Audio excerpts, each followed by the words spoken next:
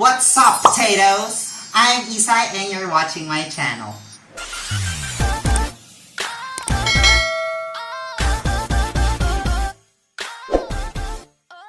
Bago ang lahat, don't forget to give me a thumbs up, subscribe to this channel, and click the notification bell para sa mga susunod pang videos.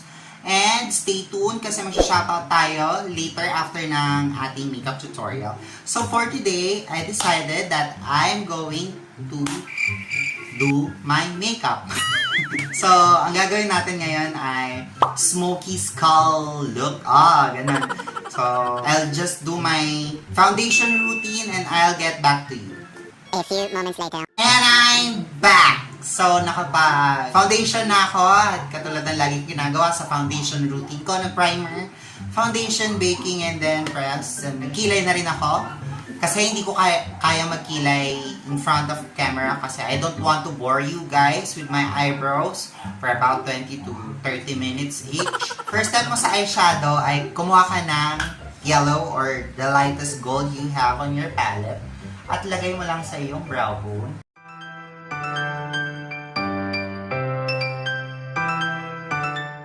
After mo paliwanagin ang iyong mga mata, get light brown on your palette.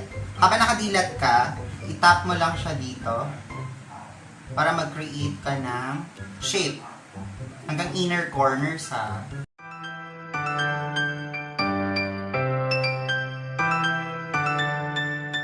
na-create na natin yung shape na gusto natin, nahulma na natin ang mga bagay-bagay sa ating buhay.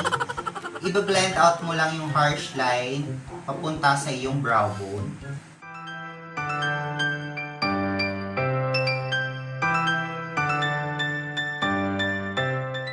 After mo ma-blend yan, ang next mo ay kumuha ka ng darker shade of brown. Medyo mas dark dito pero sa akin, ang gagamitin ko ay gray. Tapos lalagay mo lang siya dito sa iyong eyelids.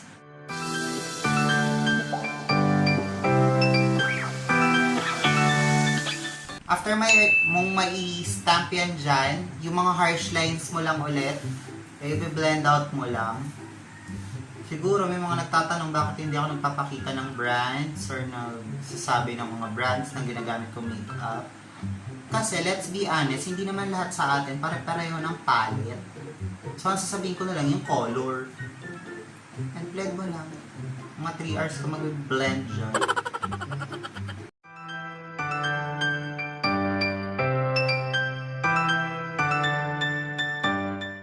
After that, get an angled brush, ganitong klaseng brush, and get your brown shade na ginamit mo kanina, and put it on your lower lash line, connecting dito, para foxy look.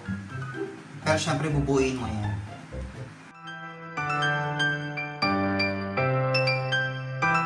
After nyan, get the dark shade na ginamit mo dito, pang smoke.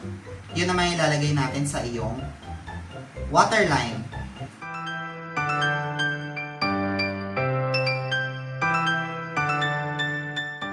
After mong mailagay na yung sa baba, yung gold na ginamit mo kanina sa ibabaw, yun ang ilalagay natin sa iyong inner corners para ma-highlight lang ang iyong inner corners.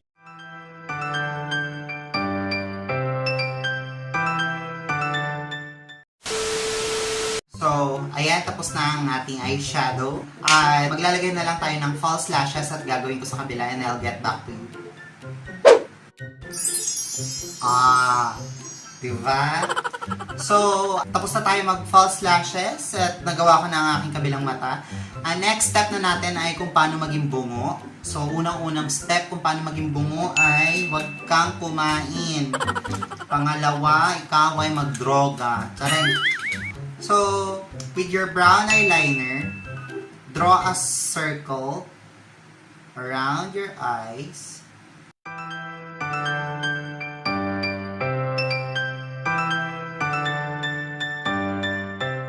Tapos, ang technique para mabuo natin ang skull natin, pakiramdaman mo lang yung buto mo. Tapos yun yung susundan mo. So, yung cheekbone.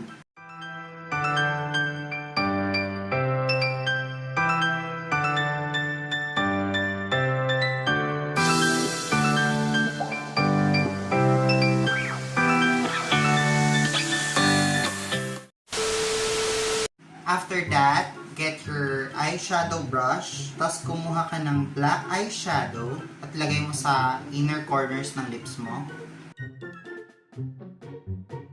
Pero as much as possible, ang gagawin mo halfway lang. A few moments later. And now, we're ready to rumble!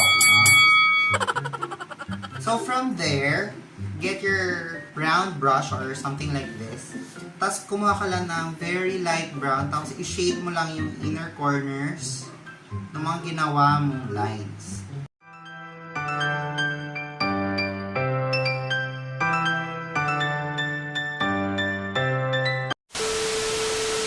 So ayan, nalagyan mo na ng shadow. Using a smaller brush, something like this. Get gray or black eyeshadow, tapos i-darken mo lang yung inner corners ulit nung mga ginawa mo. So, para ka lang naglalagay ng eyeshadow, syempre, dahan-dahan. At the same time, i-blend mo para tipid. Pero syempre, kailangan very tino. And as much as possible, hindi mo na siya bubuuin. Ang gagawin mo yung mga, alam mong parts lang na medyo malalim. Tapos i-blend mo lang siya papunta dun sa mga parts na hindi mo nalalagyan.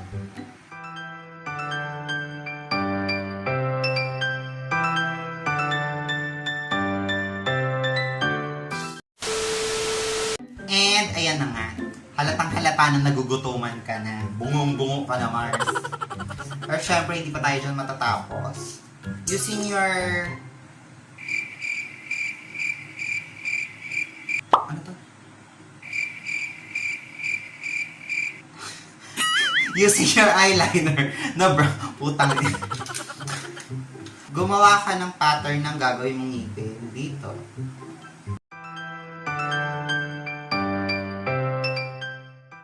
Up, hanggang dyan lang.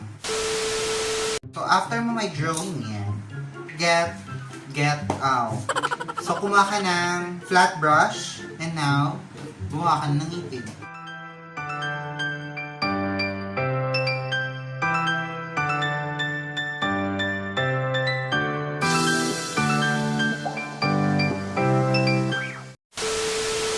So, using a smaller brush, yung pinaka-small, mag-outline ka lang ng white sa mga i-highlight natin part.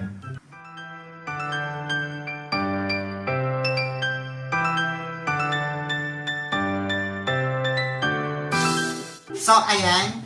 After mong may pakita ang natural na pagkabungo ng iyong pagmumukha, it's time to contour. So, magko-contour ka lang, soft contour lang tayo. Syempre, dito lang, common sense naman. Kailangan mo mag-contour ka dito.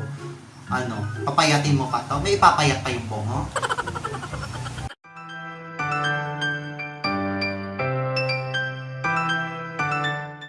After nyan, syempre, tayo ay...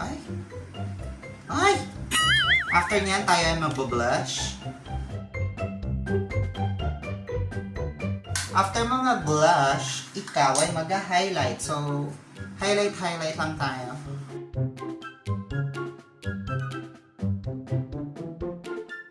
So, patapos na tayo. Ang gagawin ko na lang ay i-outline yung drawing natin ng black eyeliner. Tapos maglalagay lang tayo ng outlines dito ng black eyeliner. And I'll show you the finished product after a while.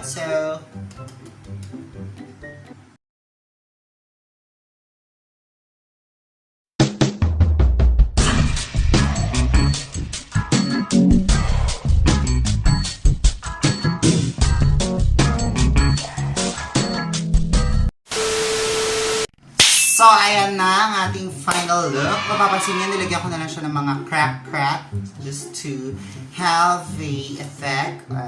I hope you like it. Ang pinagtataka ko lang sa sarili ko, bakit ko pa naisipang ituro to sa sobrang tagal ng GCQ at sa sobrang tagal ng mga ayudang na ating hindi pa natatanggap, di magtatagal ganito na itsura natin. All natural, walang magaganap na pag-makeup. So, kung hindi mo talaga kayang gawin to, hintayin mo na lang. I hope you enjoyed what I did today. Shoutout nga pala kala Cherry Lynn at syempre kay Rafi Vlogs na minention ako sa kanyang vlog. And don't forget to subscribe din sa kanya. And don't forget to also give me a thumbs up, subscribe to this channel, click the notification bell, and share this video para mas marami pa tayong mapagpasahan ng good vibes. Don't forget to follow me on my other social media accounts which will be listed there. At maraming salamat sa lahat ng nanood. And don't forget to stay happy and be pretty. So, bye!